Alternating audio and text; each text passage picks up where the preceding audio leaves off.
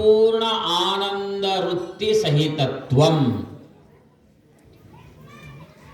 ಎಂಥ ಆನಂದ ಅಂದ್ರೆ ಪರಿಪೂರ್ಣವಾಗಿರುವಂತ ಆನಂದ. ಈ ನಮ್ಮ ಆನಂದಗಳೇನಿದಾವಲ್ಲ, ಲೌಕಿಕವಾಗಿರುವಂತ ಆನಂದಗಳು, ಇವು ಪರಿಚ್ಛಿನ್ನ ಅಪರಿಪೂರ್ಣವಾಗಿರುವಂತ ಆನಂದವನ್ನ ನಾವು ಅನುಭವಿಸ್ತಾ ಇದ್ದೇವೆ. ಇದು ಹೇಗಿದೆ ಅಂದ್ರೆ ದುಃಖಂ ಬೆರಸಿದ ಆನಂದ ಇದೆಯಲ್ಲ. ನಾವೇನು ಅನುಭವ ಮಾಡ್ತಾ ಇದೀವಲ್ಲ ಆನಂದಗಳನ್ನ, ಅದಕ್ಕೆ ಏನಿದೆ ಅಂದ್ರೆ ದುಃಖ ಬೆರೆತುಕೊಂಡಿದೆ. ಅದು ಆನಂದ ಮುಗಿದ ಬಳಿಕ ಮತ್ತೇನು ಬರ್ತದೆ? ದುಃಖ ಬರ್ತದೆ. ಆ ದುಃಖ ಎಷ್ಟೊತ್ತಿರ್ತದೆ? ಸ್ವಲ್ಪ ಹೊತ್ತಿರ್ತದೆ. ಮತ್ತೇನು ಬರ್ತದೆ? ಆನಂದ ತೋರದಂಗ ಆಗುತ್ತೆ. ಅದು ನಿಜವಾದ ಆನಂದ ಅಲ್ಲ. ಇಲ್ಲಿ ಪರಿಪೂರ್ಣ ಆನಂದ ವೃತ್ತಿ ಅನ್ನೋದು ಬಹಳ ಮುಖ್ಯ ಇದೆ. ಎಂಥ ವೃತ್ತಿಯಲ್ಲಿ ಇರ್ತಾನೆ ಅಂತ ಕೇಳಿದ್ರೆ ಸದಾ ಆನಂದ ವೃತ್ತಿಯಲ್ಲಿ ಇರ್ತಾನೆ. ಪರಮ ಪ್ರೇಮ್ ಆಸ್ಪದತ್ವಾತ್ ಆತ್ಮ ಆನಂದ ರೂಪ. ಸದಾ ಆನಂದ ರೂಪದಲ್ಲಿ ಇರ್ತಾನೆ. ಯಾರು? ಶಿವಯೋಗಿ, ಜೀವನ್ಮುಕ್ತನಾಗಿರುವಂತ ಯೋಗಿ. ಇಲ್ಲಿ ಶಿವಯೋಗಿ ಅಂತಂದ್ರೆ ಜೀವನ್ಮುಕ್ತನಾಗಿರುವಂತ ಯೋಗಿ. ಶಿವಯೋಗಿ ಅಂದ ತಕ್ಷಣ ಕೆಲವರೆಲ್ಲ ಶಿವಯೋಗಿಗಳು ಅಂತ ಏನು ಕರೀತಾರಲ್ಲ, ಇಲ್ಲಿ ಶಿವಯೋಗಿ ಅಂತ ಅನ್ನುವುದರಿಂದ ಶಿವನಾಮ್ ಕಲ್ಯಾಣ ಹೈ. ಶಿವ ಕಲ್ಯಾಣ ಕಾ ನಾಮ್ ಕ್ಯಾ ಹೈ? ಮಂಗಲ ಹೈ. ಸದಾ ಮಂಗಲ ಸ್ವರೂಪನಾಗಿರುವಂತ ಯೋಗಿಗೆ ಆವ ಬಾಧೆ ಉಂಟು ಮಾಡಬಹುದು. ಯಾವ್ದಾರ ಬಾಧೆ ಏನಾರ ಉಂಟಾಗ್ತದೇನೋ ಅಂತ ಕೇಳಿದ್ರೆ ಇಲ್ಲ. ಅದಕ್ಕೆ ಹೇಳ್ತಾರೆ ಅವರು. ಏನು ಹೇಳ್ತಾ ಇದ್ದಾರೆ ಇಲ್ಲಿ ಅಂತ ಕೇಳಿದ್ರೆ, ಅಖಿಲ ಭೋಗಾವಲಂಬನದೊಳಿರೆ ಶಿವಯೋಗಿಗೆ ಆವ ಬಾಧೆ ಉಂಟು ಮಾಡಬಹುದು. ಅಖಿಲ ಭೋಗಾವಲಂಬನದೊಳಿರೆ. ನೋಡಿ ಈ ಪದ ಹೇಗಿದೆ ಅಂತ ಕೇಳಿದ್ರೆ, ಈ ಭೋಗ ಅನ್ನೋದು ಏನಿದೆಯಲ್ಲ, ಭೋಗ ಅಂತಂದ್ರೆ ಸುಖ ದುಃಖ ಅನ್ಯತರ ಸಾಕ್ಷಾತ್ಕಾರ ಭೋಗ. ಬರೇ ಸುಖವಷ್ಟೇ ಭೋಗ ಅಲ್ಲ, ಬರೇ ದುಃಖ ಅಷ್ಟೇ ಭೋಗ ಅಲ್ಲ. ಸುಖ ಮತ್ತು ದುಃಖ. ಸುಖಸ್ಯ ಅನಂತರಂ ದುಃಖಂ, ದುಃಖಸ್ಯ ಅನಂತರಂ ಸುಖಂ. ಸುಖನೂ ಹಾಗೆ ಇರೋದಿಲ್ಲ, ದುಃಖನೂ ಹಾಗೆ ಇರೋದಿಲ್ಲ. ಈ ಸುಖ ದುಃಖಗಳೇನು ಬರ್ತಾವಲ್ಲ, ಎದರಿಂದ ಬರ್ತವೆ? ಧರ್ಮಾಧರ್ಮಗಳಿಂದ ಸುಖ ದುಃಖಗಳು ಉಂಟಾಗ್ತವೆ. ಆ ಯೋಗಿ ಏನಂತ ತಿಳ್ಕೊಂಡಿರ್ತಾನೆ ಅಂತ ಕೇಳಿದ್ರೆ, ಧರ್ಮ ಅಧರ್ಮವು ಅಧರ್ಮವೇ ಎಂದು ಅಂತ ತಿಳ್ಕೊಂಡಿರ್ತಾನೆ. ಧರ್ಮನ ರೂಪ ಒಂದು ರೀತಿಯಿಂದ ಅದು ಏನು ಅಂತ ಅದು ಕೂಡ ಅಧರ್ಮವೇ ಅಂತ ತಿಳ್ಕೊಂಡಿರ್ತಾನೆ. ಯಾಕ ಅಂತ ಕೇಳಿದ್ರೆ, ಧರ್ಮವು ಹೇಗೆ ಅಧರ್ಮ ಆಗುತ್ತದೆ ಅಂತ ಕೇಳಿದ್ರೆ, ಈ ಧರ್ಮದಿಂದ ಏನಾಗುತ್ತದಪ್ಪ? ಧರ್ಮ ಸುಖಂ ಭವತಿ. ಧರ್ಮದಿಂದ ಸುಖ ಆಗುತ್ತದೆ. ಆ ಸುಖ ಎಷ್ಟೊತ್ತಿರ್ತದೆ? ಕ್ಷಣಿಕವಾಗಿರ್ತದೆ. ಆ ಧರ್ಮ ರೂಪವಾಗಿರುವಂತಹ ಧರ್ಮ ಸುಖ ಏನಿದೆಯಲ್ಲ, ಅದು ಭೋಗ ಕೊಟ್ಟು ಆ ಧರ್ಮ ಏನು ಮಾಡ್ತದೆ? ಮುಂದೆ ಜನ್ಮಕ್ಕೆ ಬೀಜ ಆಗುತ್ತಲ್ಲ. ಧರ್ಮ ಕಾರ್ಯಗಳನ್ನ ಮಾಡುವುದರಿಂದ ಅದು ಏನು ಮಾಡ್ತದೆ? ಮುಂದೆ ಜನ್ಮಕ್ಕೆ ಬೀಜ ಆಗುತ್ತದೆ. ಆ ದೃಷ್ಟಿಯಿಂದ ಅವರು ಏನು ಮಾಡ್ತಾರೆ ಅಂತ ಹೇಳಿದ್ರೆ, ಧರ್ಮ ಅಧರ್ಮವು ಅಧರ್ಮವೇ ಎಂದು. ಯಾಕೆ ಅಂದ್ರೆ ಜನನವೀವುದರಿಂದ ಅಂತ ಹೇಳ್ಕೊಂಡು ಬಂದಿದ್ದಾರೆ ಮಹಾತ್ಮರು. ಅಂದ್ರೆ ಇಲ್ಲಿ ಭೋಗ ಅನ್ನೋದೇನಿದೆಯಲ್ಲ, ಅಖಿಲ ಭೋಗಾವಲಂಬನದೊಳೆರೆ ಎಲ್ಲಾ ಭೋಗ. ಈಗ ಎಲ್ಲಾ ಭೋಗ ಇದ್ರೂ ಕೂಡ ಹೇಗಿರ್ತಾನೆ ಅಂತ ಈಗ ಒಂದು ಮಾತು ಏನು ಅಂತ ಕೇಳಿದ್ರೆ, ಅನೇಕ ಮಹಾತ್ಮರ ದೃಷ್ಟಾಂತಗಳನ್ನು ನಾವು ಸ್ಮರಣೆಗೆ ತಂದುಕೊಳ್ಳಬಹುದು. ಸಿದ್ಧಾರೂಢರಿಗೆ ಒಂದ್ಸಲ ಕುಳಿತುಕೊಂಡಿರುವಂತಹ ಸಂದರ್ಭದಲ್ಲಿ ಏನು ಮಾಡಿದ್ರು ಅಂತ ಕೇಳಿದ್ರೆ, ತಲೆ ಮೇಲೆ ಏನಿಟ್ರು? ಬೆಂಕಿ ಇಟ್ರು. ಹೌದಾ? ಬೆಂಕಿ ಇಟ್ಟಾಗ ಸಿದ್ಧಾರ್ಥ ಅದಕ್ಕೆ ಏನಾರ ಪ್ರತಿಸ್ಪಂದಿಸಿದ್ರೇನೋ ಅಂತ ಕೇಳಿದ್ರೆ ಈಗ ಸುಮ್ಮನೆ ಇದ್ರು ಅವರು. ಸುಮ್ಮನೆ ಇದ್ರು ಅಂದ್ರೆ ಹೇಗಿದ್ರು? ಆತ್ಮನಿ ಏವ ಆತ್ಮನ ತುಷ್ಟ ಸ್ಥಿತಪ್ರಜ್ಞಸ್ತದೋಚ್ಯತೆ. ಸ್ಥಿತಪ್ರಜ್ಞ ಸ್ಥಿತಿಯಲ್ಲಿದ್ರು. ಮತ್ತೊಬ್ಬನು ಬಂದ ಏನು ಮಾಡಿದ ಅಂತ ಕೇಳಿದ್ರೆ ಅಯ್ಯೋ ಬೆಂಕಿ ಇಟ್ಟು ಬಿಡಿದಾರಲ್ಲ ಏನು ಅಂತ ಮತ್ತೆ ಹಿಂಗೆ ಸರಿಸಿದ. ಮತ್ತು ಕೆಲವು ಸಮಯ ಕಳೆದ ಬಳಿಕ ಮತ್ತೇನಾಯಿತು ಅಂತ ಕೇಳಿದ್ರೆ ಅಜ್ಜ ಅವರನ್ನ ಮಠದಲ್ಲಿ ಕೂಡಿಸಿ ಮತ್ತೆ ಬೆಳ್ಳಿ ಬಂಗಾರ ಕಿರೀಟ ಇಟ್ಟು ಪೂಜಾ ಮಾಡಿದ್ರು. ಹೌದಾ? ಪೂಜಾ ಮಾಡಿದಾಗ ಆವಾಗ ಕೇಳಿದ ಒಬ್ಬ, ಏನ್ ಕೇಳಿದ ಅಂದ್ರೆ, ಅಪ್ಪ ನಿಮಗೆ ಇದೇ ಹಿಂದೆ ಕೆಲವು ಸಮಯಗಳ ಹಿಂದೆ ತಲೆ ಮೇಲೆ ಬೆಂಕಿ ಇಟ್ಟಿದ್ರಲ್ಲ, ಅವಾಗ ಹೆಂಗಿತ್ತು ವೃತ್ತಿ? ಈಗೇನ್ ತಲೆ ಮೇಲೆ ನಿಮಗೆ ಬಂಗಾರ ಇಟ್ಟಾರಲ್ಲ ಹೇಗಿದೆ ವೃತ್ತಿ ಅಂತ ಕೇಳಿದ್ರೆ ಏನಾರು ಮಲದ ಮೇಲೆ ಮಲ ಇಟ್ಟಾರ ಅಂತಂದ್ರಂತೆ ಸಿದ್ಧಾರೂಢಾಚಾರ್ಯ. ಇದೊಂದು ಏನಿದೆ, ಇದು ಮಲ. ಎಂತ ಮಲ ಇದೆ? ಮುಮ್ಮಲ ಜಾತ. ಇದು ಏನಂತ ಕರೀತಾರೆ ಇದಕ್ಕೆ? ಮುಮ್ಮಲ ಜಾತ. ಆಣವ ಮಲ, ಮಾಯಾಮಲ, ಕಾರ್ಮಿಕ ಮಲ, ಇದು ಮುಮ್ಮಲ ಜಾತ ಅಂತ ಕರ್ಕೊಂಡು ಬಂದಿದ್ದಾರೆ. ಅಂದ್ರೆ ಏನು ಅರ್ಥ ಅಂತ ಕೇಳಿದ್ರೆ, ಬೆಂಕಿ ಇಟ್ಟಾಗ ದುಃಖ ಆಗಲಿಲ್ಲ, ಬಂಗಾರದ ಕಿರೀಟ ತಲೆ ಮೇಲೆ ಇಟ್ಟಾಗನು ಸುಖ ಅಂತ ಅನಿಸ್ಲಿಲ್ಲ. ಅದಕ್ಕೆ ಹೇಳ್ಯಾರ ದುಃಖೇಶು ಅನುದ್ವಿಗ್ನ ಮನಾಹ ಸುಖೇಶು ವಿಗತ ಸ್ಪೃಹ ವೀತರಾಗ ಭಯಕ್ರೋಧ ಸ್ಥಿತಿಧಿರ್ ಮುನಿರುಚ್ಯತೆ ಯಹ ಸರ್ವತ್ರನ್ನಾಭಿಸ್ನೇಹ ಶುಭಾಶುಭಂ.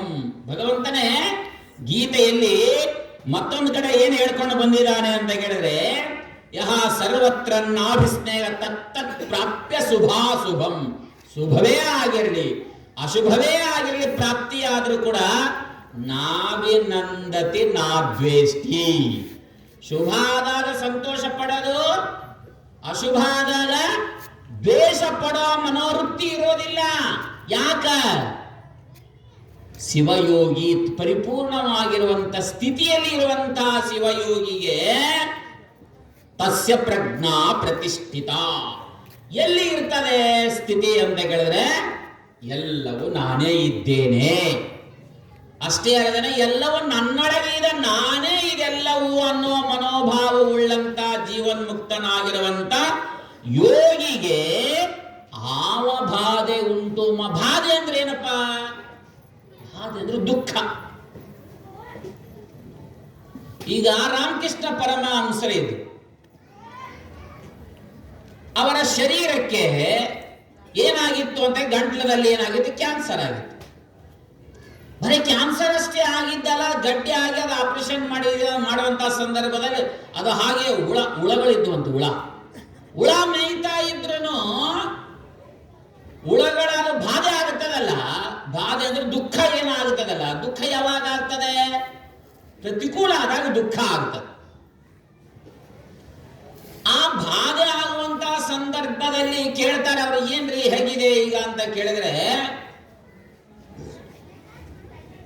ನನಗೇನೂ ಆಗಿಲ್ಲ, ಮತ್ತೆ ಈಗ ದೇಹಕ್ಕಾಗಿದೆ, ದೇಹ ನಾನಲ್ಲ ಅಂತ ತಿಳಿದಿರ್ತಾರೆ ಅವರು. ಯಾಕೆ ಅಂತ ಹೇಳಿದ್ರೆ ಜಡ ಇದೆ, ದುಃಖ ಇದೆ, ಅಮೃತ ಇದೆ, ಅನಿತ್ಯವಾಗಿದೆ. ಈ ಶರೀರ ನಾನಲ್ಲ, ಇದಕ್ಕೆ ಭಿನ್ನವಾಗಿರುವಂತ ಸಾಕ್ಷಿ ಪ್ರತ್ಯೇಗಾತ್ಮ ಸ್ವರೂಪದೇ ನಾನಿದ್ದೇನೆ ಅಂತ ತಿಳಿದಿರುವಂತ ಶಿವಯೋಗಿಗೆ ಶರೀರಕ್ಕೆ ಏನಾದ್ರೂ ಕೂಡ ಏನಾಗೋದಿಲ್ಲ, ಬಾಧೆ ಅಂತ ಅನಿಸೋದಿಲ್ಲ. ಯಾಕೆ ಅನಿಸೋದಿಲ್ಲ ಅಂತಂದ್ರೆ ಹೃದಯ ಗ್ರಂಥಿ ಛೇದನ ಆಗಿರ್ತದೆ. ವಿದ್ಯತೆ ಹೃದಯ ಗ್ರಂಥಿ ಚಿದ್ಯಂತೆ ಸರ್ವ ಸಂಶಯ. ಎಲ್ಲ ಸಂಶಯಗಳು ನಿವಾರಣೆ ಆಗಿ ಹೋಗಿರ್ತದೆ. ಹೃದಯ ಗ್ರಂಥಿ ತಾದಾತ್ಮ ಭಾವ ಅನ್ನೋದೇನಿದೆ ಹೊರಟೇ ಹೋಗಿರ್ತದೆ. ಕ್ಷೀಯಂತೆ ಚಾಸ್ಯ ಕರ್ಮಾಣಿ ತಸ್ಮಿನ್ ದೃಷ್ಟೇ ಪರಾವರೆ. ಎಲ್ಲ ಕರ್ಮಗಳೆಲ್ಲ ಸುಟ್ಟ ಹೋಗಿರ್ತದೆ. ಆದ್ರೂ ಇದರ ಪ್ರಾರಬ್ಧ ಶೇಷ ಈ ಶರೀರ ಉಳಿದಿರ್ತದೆ. ಆದ್ರೂ ಕೂಡ ಉಳಿದ್ರು ಕೂಡ ಇದ್ರ ಬಗ್ಗೆ ಅವರಿಗೆ ಯಾವುದೇ ರೀತಿಯಾಗಿರುವಂತ ಮನೋಭಾವ ಇರೋದಿಲ್ಲ. ನಿಜಗೊಂಡ್ರು ಮತ್ತೊಂದು ಕಡೆ ಇಲ್ಲೇ ಏನು ಹೇಳ್ಕೊಂಡು ಬಂದಿದ್ದಾರೆ ಅಂತ ಕೇಳಿದ್ರೆ, ಒಂದು ಪದ್ಯದಲ್ಲಿ ಹೇಳ್ಕೊಂಡು ಬರ್ತಾರೆ. ಇದರಲ್ಲಿ ಏನು ಹೇಳ್ತಾರೆ ಅಂತ ಕೇಳಿದ್ರೆ, ರವಿ ಸರ್ವ ಸಾರವನು ಸವಿದು ನಾನಾ ವಸ್ತು ನಿವಹವನು ನಲಿದುಂಡು ವಾಯು ಸಕನು ಪವನವೆಲ್ಲವನು ಮೈಸೋಂಕಿ ಶುಚಿ ಎಂದೆನಿಸಿದ ಅವಿಭೇದ ರೂಪ ತತ್ವಜ್ಞಾನಿಗೆ ಆವ ಬಾಧೆ ಉಂಟು ಮಾಡಬಹುದು. ರವಿ ಚಂದ್ರ, ರವಿ ಸೂರ್ಯ ಅಗ್ನಿ ಶುಭವನ್ನೂ ಹೀರ್ತಾರೆ, ಅಶುಭವನ್ನೂ ಹೀರ್ತಾರೆ. ಹೀರಿದ್ರು ಕೂಡ ಅವರಿಗೆ ಏನಾರ ಲೇಪ ಆಗಿದೆ ಏನೋ, ಅವರೇನಾರ ಅಶುಭವನ್ನ ಹೀರಿದಾಗೆ ಸೂರ್ಯನ ಕಿರಣ ಎಲ್ಲಾ ಕಡೆಗೂ ಏನ್ ಮಾಡ್ತದೆ, ಬೀಳ್ತದೆ, ಪ್ರಕಾಶವನ್ನು ಉಂಟು ಮಾಡ್ತದೆ. ಶುಭ ವಸ್ತುಗಳ ಮೇಲಾಗಲಿ ಅಶುಭ ವಸ್ತುಗಳ ಮೇಲಾಗಲಿ, ಶುದ್ಧ ವಸ್ತುಗಳ ಮೇಲಾಗಲಿ ಅಶುದ್ಧ ವಸ್ತುಗಳ ಮೇಲಾಗಲಿ ಕೂಡ ಸೂರ್ಯನ ಪ್ರಖರ ಕಿರಣ ಬಿದ್ದರೂ ಕೂಡ, ಅದು ಹೀರಿದ್ರೂ ಕೂಡ ಅದಕ್ಕೆ ಯಾವ ಲೇಪವೂ ಅದು ಮಲಿನ ಆಗಲಿಲ್ಲ. ಹೇಗೆ ನಿರ್ಮಲವಾಗಿತ್ತೋ ಹಾಗೆ ಕೂಡ ಆ ಜ್ಞಾನಿ ಹೇಗಿರ್ತಾನೆ, ಶಿವಯೋಗಿ ನಿರ್ಮಲವಾಗಿರ್ತಾನೆ. ಮೈಸೋಂಕಿ ಶುಚಿ ಎನಿಸಿದಂತ ಅವಿಭೇದ ರೂಪ ತತ್ವಜ್ಞಾನಿಗೆ, ಅಂದ್ರೆ ಅರ್ಥಾತ್ ಅಭೇದ ರೂಪವುಳ್ಳಂತ ತತ್ವಜ್ಞಾನಿಗೆ ಯಾವ ಬಾಧೆನೂ ಕೂಡ ಉಂಟು ಮಾಡೋದಿಲ್ಲ. ಮತ್ತೊಂದೇನು ಹೇಳ್ತಾರೆ ಅಂತ ಕೇಳಿದ್ರೆ, ಪೊಳಕು ಉಪಾಧಿಯ ನೊಂದಿ ನಳಿನದ ಅಮಳ ವಿರುದ್ಧ ಜಲದೊಡ ಮೇಘ ಜಾಲದೊಡ ವಿರಿಸಿ ಗಗನ ಮಲಿನವಾಗದೆ. ನೋಡಿ, ಗಗನದಲ್ಲಿ ಸಾಕಷ್ಟು ಮೋಡಗಳಾಗಲಿ ಎಲ್ಲ ತೋರ್ತವೆ, ತೋರಿದ್ರು ಕೂಡ ಅದಕ್ಕೆ ಏನಾದ್ರು ಅಂಟಿಕೊಂಡಿದೆ ಏನೋ ಅಂತ ಕೇಳಿದಿಲ್ಲ. ಅದಕ್ಕೆ ಪದ್ಮಪತ್ರ ಮಿವಾಂಭಸ ಅಂತ ಹೇಳ್ಕೊಂಡು ಬಂದಿದ್ದಾರೆ. ಅರ್ಥಾತ್ ಗಗನ ಮಲಿನವಾಗದೆ ಲೇಪಿಸದೆ ನೆನೆದು ಕೆಡದಂತೆ, ನೆನೆಯೋದೇ ಇಲ್ಲ ಕೆಡೋದೇ ಇಲ್ಲ, ತಿಳಿದ ಆತ್ಮನಿಷ್ಠೆ ನೆಲೆಗೊಂಡ ಯತಿಗೆ ತನ್ನಲ್ಲಿ ನಿಶ್ಚಯೇನ ತಿಷ್ಠತಿ ಇತಿ ನಿಷ್ಠಾ. ಎಲ್ಲಿ ನಿಷ್ಠೆ ಇರ್ತದೆ? ಆತ್ಮನಿಷ್ಠೆಯಲ್ಲಿ ನೆಲೆಗೊಂಡ ಯತಿಗೆ ಆತ್ಮಸ್ವರೂಪವೇ ನಾನಿದ್ದೇನೆ ಅಂತ ತಿಳಿದಿರುವಂತ ದೃಢ ಅಪರೋಕ್ಷ ಬ್ರಹ್ಮಜ್ಞಾನಿಯಾಗಿರುವಂಥವನಿಗೆ ಆವ ಬಾಧೆನೂ ಕೂಡ ಉಂಟು ಮಾಡೋದಿಲ್ಲ. ಕೊನೆಗೆ ಒಂದು ನುಡಿ ಬಹಳ ಸರಳವಾಗಿ ಹೇಳೋದ, ಯಾಕೆಂದ್ರೆ ಸಮಯನ ನೋಡಬೇಕಾಗಿರುವ ಕಾರಣದಿಂದ ಸುಮ್ಮನೆ ಸ್ವಲ್ಪ ಯಾಕೆಂದ್ರೆ ಏನು ಬರೀ ನಿರೂಪಣೆ ಅಷ್ಟೇ ಮಾಡೋದು. ತತ್ವಜ್ಞಾನ ಅನುಕೂಲ ಶಬ್ದ ಪ್ರಯೋಗ ಬರೀ ನಾವು ಈಗ ಏನ್ ಮಾಡ್ತೇವೆ, ಬರೀ ಶಬ್ದಗಳನ್ನ ಪ್ರಯೋಗ ಮಾಡ್ತಾ ಇದ್ದೇವೆ. ನಮ್ಮ ಸ್ಥಿತಿ ಬರಬೇಕಂದ್ರೆ ಅದನ್ನ ಅನುಸಂಧಾನ ಮಾಡ್ತಾ ಇರ್ಬೇಕು. ಅನುಸಂಧಾನ ಮಾಡ್ತಾ ಮಾಡ್ತಾ ಮಾಡ್ತಾ ತಾನೇ ಸಹಜ ಸ್ಥಿತಿ ಬರ್ತದೆ. ಅನುಸಂಧಾನವೇ ಇರಲಿಲ್ಲ ಅಂದ್ರೆ ಸ್ಥಿತಿ ಬರೋಂಗಿಲ್ಲ. ಅನುಸಂಧಾನ ಬೇಕು. ಬರೀ ಶಬ್ದ ನಿರೂಪಣೆ ಮಾಡ್ತಾನೋ ಅದನ್ನ ಅದೇ ಅನುಸಂಧಾನ ಆಗ್ತಾ ಇತ್ತು ಅಂದ್ರೆ ಸಹಜವಾಗಿ ಸ್ಥಿತಿ ಬರ್ತದೆ. ಆದ್ರೆ ಇಲ್ಲಿ ನಿರೂಪಣೆ ಅಷ್ಟೇ ಮಾಡಬೇಕಾಗಿರುವ ಕಾರಣದಿಂದ ಮರದಳಿಗ ಅನಲನ ಮರವ ಅನಲನಲ್ಲಿರದ ಪರ್ಯಂತ ಸಕಲ ಸಂಸಾರಗಳಿಗೆ ಬೆರೆದಿಗನು ಗುರು ಶಂಭುಲಿಂಗವೇ ತಾನಾದ ಶರಣನ ಸಂಸಾರವಿಲ್ಲ ಆತಂಗೆ. ಯಾತಂಗೆ? ಶಿವಯೋಗಿಗೆ ಸಂಸಾರವಿಲ್ಲ. ನೋಡಿ ಏನಂತ ಹೇಳ್ಕೊಂಡು ಬಂದ್ರೆ ಅವರು ಮೊದಲಿಗೆ ಆ ಯೋಗಿಗೆ ಸಂಸಾರವಿಲ್ಲ. ಸಂಸಾರವಿಲ್ಲ ಅಂತನ್ನುವುದರಿಂದ ಏನು ಅದರ ಅರ್ಥ ಅಂತ ಕೇಳಿದ್ರೆ, ಸರನೆ ಸಮ್ಯಕ್ ಸರತಿ ಇತಿ ಸಂಸಾರ. ನೀವು ಸಂಸಾರ ಅಂದ ತಕ್ಷಣ ಬೇರೆ ಅರ್ಥ ಮಾಡಬಾರ್ದು. ಹೆಂಡತಿ ಮಕ್ಕಳು ಹೊಲ ಮನೆ ಇಂದ್ರಿಯಾದಿಗಳನ್ನು ಕೂಡ್ಕೊಂಡು ಮಾಡುವಂತ ವ್ಯವಹಾರ ಇದೊಂದು ರೀತಿಯಿಂದ ಲೌಕಿಕವಾದ ಸಂಸಾರ. ಅಲೌಕಿಕ ಸಂಸಾರ ಅಂದ್ರೆ ಅದ ಸಂಸಾರನ ಪದ ಹೇಳ್ತದೆ. ಏನು ಹೇಳ್ತದೆ ಅಂತ ಕೇಳಿದ್ರೆ ಸರನೆ ಸರಿ ಅಂತ ಹೇಳ್ತದೆ. ಸಂಸಾರನ ಪದ ಏನು ಹೇಳ್ತದೆ ಅಂದ್ರೆ ಸರಿ. ಯಾವುದ್ರಿಂದ ಸರಿ ಅಂತ ಕೇಳಿದ್ರೆ ಅದಕ್ಕೆ ಸಮ್ಯಕ್ ಸರತಿ, ಚೆನ್ನಾಗಿ ಸರಿಬೇಕಂತ. ಸರಿ ಅಂದ್ರೆ ದೂರ ಇರ್ಬೇಕಂತ, ದೂರ ಸರಿಬೇಕಂತ. ಯಾವುದ್ರಿಂದ? ಜನನ ಮರಣ ರೂಪವಾಗಿರುವಂತ ಸಂಸಾರ. ಸಮ್ಯಕ್ ಸರತಿ, ಚೆನ್ನಾಗಿ ದೂರ ಸರಿ. ನಾವೇನ್ ಮಾಡ್ತೇವೆ? ದೂರ ಸರಿತಾ ಇಲ್ಲ. ಆ ಇಂದ್ರಿಯ ವಿಷಯಾದಿಗಳೊಡನೆ ಒಡನಾಟ ಮಾಡಿಕೊಂಡು ಇನ್ನು ಅದಕ್ಕೆ ಬೇಕಾದ ಅನುಕೂಲವಾಗಿರುವಂತದ್ದು ವಿಷಯಗಳ ಜೊತೆ ಬೆರೆತುಕೊಂಡು ಅದ್ರ ಜೊತೆ ನಾವು ಹೋಗ್ತಾನೆ ಇದ್ದೇವೆ. ಸಂಸಾರನ ಪದ ಅರ್ಥ ಹೆಂಗೆ ಹೇಳ್ತದೆ, ನಮ್ಮ ವರ್ತನೆ ಹೇಗಾಗ್ಬಿಟ್ಟಿದೆ ಅದಕ್ಕೆ ವಿರುದ್ಧವಾಗಿ ಆಗ್ಬಿಟ್ಟಿದೆ. ಅದಕ್ಕಾಗಿನೇ ಏನು ಹೇಳಿದ್ರು ಇಲ್ಲಿ ಅಂತ ಕೇಳಿದ್ರೆ, ಮರದೊಳಿಗೋದು ಅನಲನ. ಈಗ ಮರ ಇದೆ, ಮರದಲ್ಲಿ ಅಗ್ನಿ ಇದೆ ಇಲ್ಲ, ಹೆಂಗ್ ಗೊತ್ತಾ? ಅಲ್ರಿ ಅಗ್ನಿ ಇದ್ರೆ ಏನ್ ಗೊತ್ತಾ? ಹೆಂಗ ಸುಡಬೇಕಾಗಿತ್ತಲ್ಲ ಅಂತ ಕೇಳಿದ್ರೆ ಇಲ್ಲ. ಮರದಲ್ಲಿ ಅಗ್ನಿಯ ಸಾಮಾನ್ಯ ಅಂಶ ಇದೆ. ಸಾಮಾನ್ಯ ಅಂಶ ಇರುವುದರಿಂದ ಅದೇನು ಮಾಡ್ತದೆ? ಊರ್ಧ್ವಮುಖವಾಗಿ ಬೆಳೀತದೆ. ಅದೇ ಅಗ್ನಿಯಲ್ಲಿ ಮರ ಇದ್ರೆ ಏನಾಗ್ತದೆ? ಸುಟ್ಟು ಬೂದಿ ಆಗುತ್ತದೆ. ಹಾಗೆ ಸಕಲ ಸಂಸಾರದೊಳಗೆ ನೋಡಿ, ಮೊದಲ ಸಂಸಾರ ಎನಗಿಲ್ಲವಾದುದ. ಜ್ಞಾನಿ ಏನಂತ ತಿಳ್ಕೊಂಡಿರ್ತಾನೆ? ನನಗೆ ಮೊದಲೇ ಸಂಸಾರ ಅನ್ನೋದೇ ಇಲ್ಲ, ಜನನವೇ ಇಲ್ಲ ಅಂದಾಗಿನ ಮರಣ ಇನ್ನೆಲ್ಲಿ? ಜನನ ಇದ್ರೆ ಮರಣ ಹೇಳಬೇಕಾಗ್ತದೆ. ಜನನವೇ ಇಲ್ಲ ಅಂತ ತಿಳ್ಕೊಂಡಿರುವಂತ ಯೋಗಿಗೆ ಮರಣ ಇನ್ನೇನು? ಅದಕ್ಕಾಗಿ ನಾವು ಹೇಳಿರೋ ಯಾಕಂದ್ರೆ ಇದು ಹೇಳೋದು ಏನಪ್ಪಾ ಅಂದ್ರೆ ತುಟ್ಟ ತುದಿ ಮಾತಿದೆ. ಜೀವನ್ಮುಕ್ತ ಸ್ಥಿತಿ ಎರಡು ನೋಡಿ. ಈ ಪದ್ಯ ಮತ್ತು ಮುಂದಿನ ಪದ್ಯದಲ್ಲಿ ಏನು ಹೇಳ್ಕೊಂಡು ಬರ್ತಾರೆ? ಜೀವನ್ಮುಕ್ತನಾಗಿರುವಂತ ಯೋಗಿಗೆ ಯಾವುದರ ಸಂಬಂಧವಿಲ್ಲ, ನಿರ್ಲೇಪ, ನಿರಾವರಣ, ನಿತ್ಯ ತೃಪ್ತ, ಇಂಥ ಸ್ಥಿತಿಯನ್ನ ಇಲ್ಲಿ ವರ್ಣನೆಯನ್ನ ಮಾಡುವಂತವರಾಗಿದ್ದಾರೆ. ಗುರು ಶಂಭುಲಿಂಗವೇ ತಾನಾದ ಶಿವಯೋಗಿಗೆ ಆವ ಬಾಧೆ ಉಂಟು ಮಾಡಬಹುದು. ಯಾವ ಬಾಧೆ ಏನು ಉಂಟು ಮಾಡ್ತದೆ? ಒಂದ್ಸಲ ಶಿವರಾಮ ಅವಧೂತರು ಅಂತ ಇದ್ರು ಹಂಪಿಯಲ್ಲಿ. ಅವ್ರಿಗೆ ಕೈಪಾದಲ್ಲಿ ಏನಾಗಿರ್ತದೆ? ಕಬ್ಬಿಣ ಚೇಳು ಅಂತಿದೆ, ಕರ್ರಾಗಿರ್ತದೆ, ಕಪ್ಪು. ಅದು ವಾಸವಾಗಿತ್ತಂತೆ, ಬಂದು ಸೇರ್ಕೊಂಡ್ಬಿಟ್ಟಿತ್ತಂತೆ ಆ ಚೇಳು. ನೋಡಿದ್ರು ಭಕ್ತರೆಲ್ಲ, ಅಪ್ಪ ಕಬ್ಬಿಣ ಚೇಳು ವಾಸವಾಗಿದೆಯಲ್ಲ, ಅದು ಏನು ಮಾಡ್ತದೆ? ಚೇಳು ಮರಿ ಹಾಕ್ತು, ಗರ್ಭ ಆಗಿ ಮರಿ ಹಾಕ್ತು ಅಂತ ಕೇಳಿದ್ರೆ ಅದು ಸತ್ತು ಹೋಗ್ತದೆ. ಮರಿಗಳೆಲ್ಲ ಜಿಬಿ ಜಿಬಿ ಜಿಬಿ ಅಂತ ಒದ್ದಾಡ್ತಾ ಇದ್ವು. ಅದ್ರ ಪ್ರಜ್ಞೆನೇ ಅರಿವಿರೋದಿಲ್ಲ. ಯಾಕಂದ್ರೆ ದೇಹದ ಮೇಲೆ ಅರಿವೇ ಇರೋದಿಲ್ಲ, ದೇಹ ನಾನು ಭಾಸನೆ ಇರೋದಿಲ್ಲ. ಅವರ ಮನೋಸ್ಥಿತಿಯಲ್ಲಿ ಎಲ್ಲಿರ್ತದೆ? ಆತ್ಮನಿ ಏವ ಆತ್ಮನ ತುಷ್ಟ,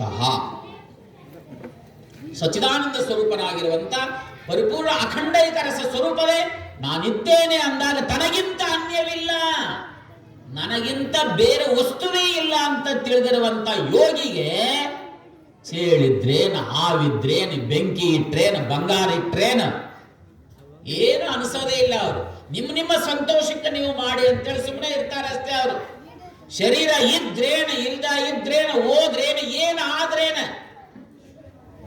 ಆಗ್ಲಿ ಆಗದೆ ಇರ್ಲಿ, ಏನು ಅದ್ರ ಬಗ್ಗೆ ಮನೋಭಾವನೆ ಉಂಟಾಗುವುದಿಲ್ಲ. ನಿರ್ಲೇಪ ಸ್ಥಿತಿ, ನಿರಾವರಣ ಸ್ಥಿತಿ, ನಿತ್ಯ ತೃಪ್ತ ಸ್ಥಿತಿಯಲ್ಲಿ ಇರುವಂತ ಯೋಗಿಗೆ ಯಾವ ಬಾಧೆ ಉಂಟು ಮಾಡಬಹುದು? ಯಾವ ಬಾಧೆನೂ ಉಂಟು ಮಾಡೋದಿಲ್ಲ ಅನ್ನುವ ತಾತ್ಪರ್ಯ ವಿಷಯವನ್ನು ತಿಳಿಸ್ಕೊಂಡು ಬರ್ತಾರೆ. ನನ್ನ ವಾಗ್ರೂಪ ಸೇವೆಯನ್ನ ಸದ್ಗುರುದೇವನ ಅಡಿದಾವರುಗಳಿಗೆ ಪುಷ್ಪರೂಪವಾಗಿ ಸಮರ್ಪಣೆಯನ್ನು ಮಾಡಿ ಇವರ